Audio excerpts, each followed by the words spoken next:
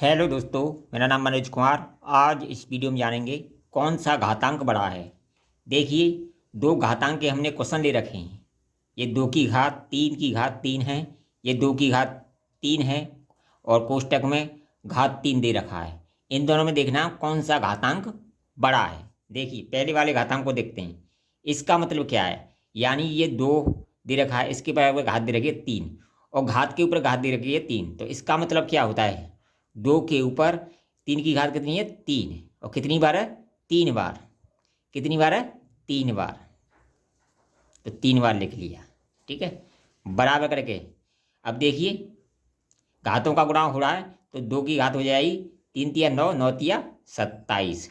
तो इसका आंसर आ जाएगा 2 की घात 27। अब देखिए, इसका मतलब क्या है, यानी 2 की घात 3, यानी ये कितना क्या है, 2 की घात 3।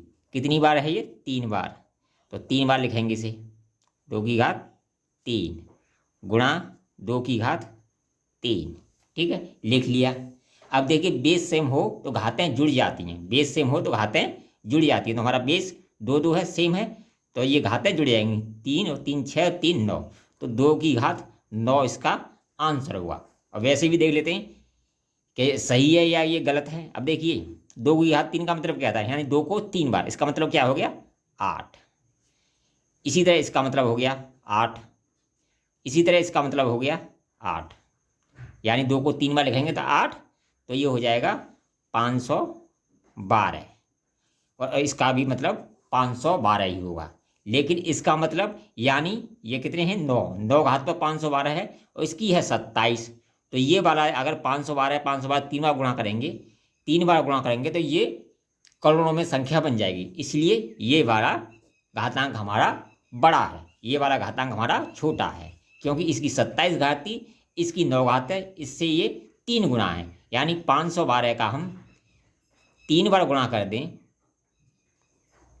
तो इसका मान भी हमारा निकल आएगा। इसका मान भी, ये 3 बार गुणा कर दें तो इसका मान भी हमारा निकल आएगा। तो इसका आंसर है 2 की घात 9 और इसका आंसर है 2 की घात 27। और वैसे इसका मान लगाएंगे, 512 का 3 बार गुणा कर दो, इसका मान निकल आएगा। इसका मान केवल 512 है। वीडियो पसंद आए कमेंट करें, लाइक करें, शेयर करें।